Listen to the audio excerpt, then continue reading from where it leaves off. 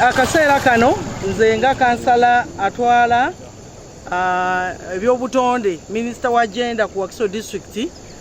tubadde tukola monitoring eno n'ababaka ba parliament kyetusanze ku mugga guno Nsangi Buloba mayanja bwafaanana yennyamiza ekisookera ddala ngenda kusooka okuba omulanga eri ku buli ministry gye kikwatako mujje tugatte amaanyi okulaba nga tutaasa bana Wakiso kubanga kino ekize wano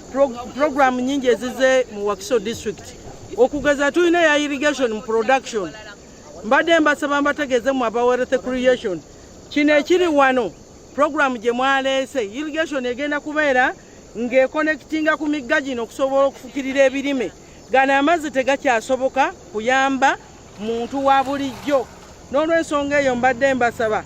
ab'ebyobutonde bw'ensi aba environment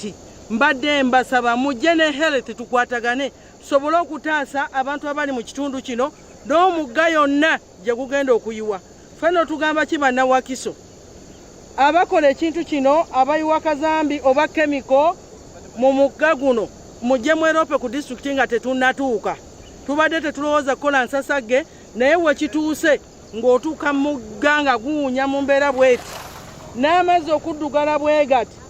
ndowooza tuyambibweko ebitongole byonna ebikwatibwako ensonga zino Wakiso district tugenda kusituka n'amaanyi ag'enjawulo tujje tunoonye omugga guno gwabaaki okutuuka okubeera nga gufulumya amazzi agaddugala bwe bati amazima gennyini amazzi gano ente zaffe zibadde ziganywako ebisolo byaffe naye kati obudde buno embeera emaze okwonooneka nga bwe mulaba nammwe bannakitundu kya kitundu kino abeetoolodde wano tubakunga lwe tunadda wano mwenna musituke mujje ku mugga guno tusitule eddoboozi tusobole okulaga ensi wawe tulaga n'okumanya abagagga bwe babeera nga bwe batukoze kino tulabe bwe tuyimiriza ensonga eno mu bwangu.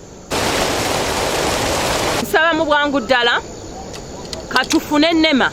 ejje wano erabe source ate ekirungi n'ab'amazzi nabo bakola ki bali mu environment. Nja kwetaaga okulaba nga environment ministry eteekawo akakiiko mu ngeri ey'enjawulo akajja okunoonyereza ekyovu kino ekinene kiva ku ki bwe kiba nga kyera kukitresingira ddala okuva mu Lubigi ne activities eziriwo katulabe nga mu bwangu tulaba ekyovu kino kyeki kireese lwaki abantu batuuka okuba nga amazzi ge bali mu naga black bw'otunuulira nti amazzi maddugavu agatambula kino kye kimu ku bantu baffe kibaleetera okuba nga balwala twebuuza lwaki olunaku lwa leero endwadde zijjanjabibwa naye teziwona tosobola okuba nga oli mu kiseera bwe kiti nga ffenna gano amazzi ge gamala ne geetoolola ne tunywa ge mazzi ge gakomawo ne tuba nga ge gasappulayingibwa eri bannayuganda twebeeza abaana baffe bangi abava gye bavudde n'abantu bangi abanywa bunywi amazzi ne gaba gatambula ne gaba nga bagafunye n'olwekyo nja kusaba nga banna Wakiso tulabe nga okunoonyezebwa kutandikibwako mu bwangu ddala kiki ekireese ekyovu kino ani oyo ali emabega w'ekyovu ani oyo eyasikiriza ne wabaawo pulojekiti etandikibwako ng'esobola okuvaamu okubanga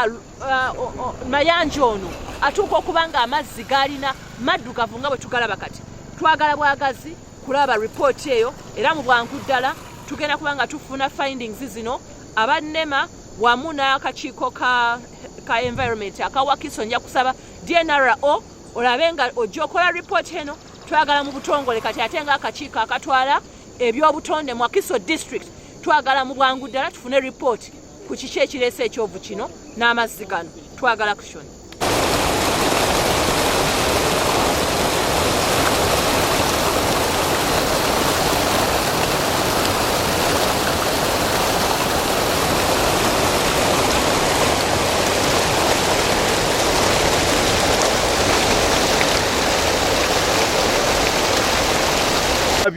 nga factories abakulu mu government oba ba family ya bantu abali mu government mumanye nti muteekamu ssente nnyingi okuzimba factory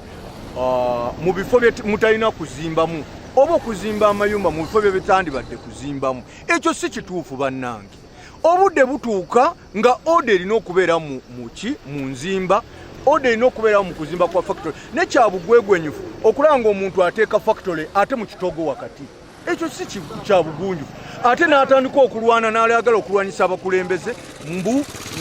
ntadde factory yange district enemesa oba nzimbye ennyumba yange mu kitoogo gavumenti enemesa leeta tubeere tulina ebintu bye tulina okuyiga ng'abantu ba bulijjo nti ekintu kino kikuume environment ani atawulira akasana nga kaagala otusosomola ennaku zino ani atakaabira nkuba mu bitundu bya Uganda ebirala Uganda yebadde ensi yokka esobola okufuna enkuba ennungi mu budde emiti bagitema speed circuit factory zino ziyiwa bino abazimba factory mu bitoogo tebagala gambwako kati ye eggwanga lyaba kyetwala tukoye baba kyetwala nawe mmende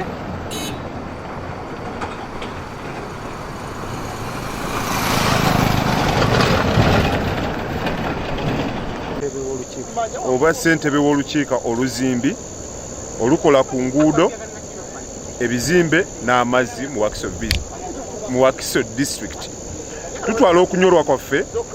eri abatuuze b'ekitundu kino abamu ku abo abatafudde ku butonde bwansi n'obutafa ku mirimu egyo gye tukola nga Wakiso district. Wakiso district tukimanyi nti tuli mu buzibu obw'amaanyi ennyo mu by'ensimbi ate nga tulina omujjuzo gw'ebidduka mungi nnyo. Enguudo za Wakiso zeetaaga okukolwa ku mutindo ogw'enjawulo. Wakiso yandibadde tekyakola nguudo za malamu kubanga ebidduka bingi nnyo. Sente ze tufuna tezisobola kubanga zifaanana n'abannakapiripiti naye olw'okuba nti nno waliwo enkola eteri nnuŋŋamu tukubira bannaffe bonna abakulembeze bannaffe ababaka ba paalamenti LCs zonna local councils zonna ezimu Wakiso ffenna tukusitule eddoboozi lyaffe tulwanire abo abaatulonda twala ekyokulabirako oluguudo lwa Kolas Yunula erukolera biliyoni 2.5 kyokka Kolas ffe gwe tukola nga bwanna Wakiso atwala biliyoni 1 mu miliyoni 2 n'olwekyo tetusobola kubanga omwaka mulamba nga tulina kilomita 5 nga tukola kilomita 1 eya Kolas. N'olwekyo tusaba mwenna okuva ku gavumenti abakulembeze b'ensi eno muddemu mulwanire Wakiso okulaba nga ekola ekyo kyeteekeddwa okukola. Twali tufuna biliyoni 3 mu kisanji mu financial year wedde katwakafunako biliyoni 2 zikola kilomita 1.5. Bw'ogenda ku zino enguudo eza malamu twafuna bajeti yaffe erina miliyoni 8 kyokka twakafunako biliyoni 3 kati miliyoni 3 tezisobola kukola nguudo kyokka ate batugamba mu kwota ejja tulina miliyoni 2. N'olwekyo tusaba buli muntu yenna tukimanyi nti mu Wakiso ffe tusuza ababaka ba paalamenti aba Uganda yonna abasinga basula wano ba diplomats bonna basula wano naye omulanga gwa Wakiso temugufaako naye ekyo twenyamirwa nnyo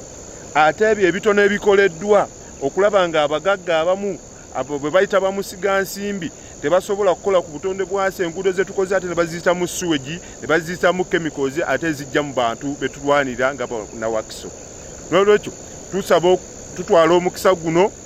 nti obukulembeze obwatuweereddwa tubukozese nga tetulwanyisibwa nga tudduukirira oba okuzza ku ebyo banna Wakiso bye basaba okubakolera.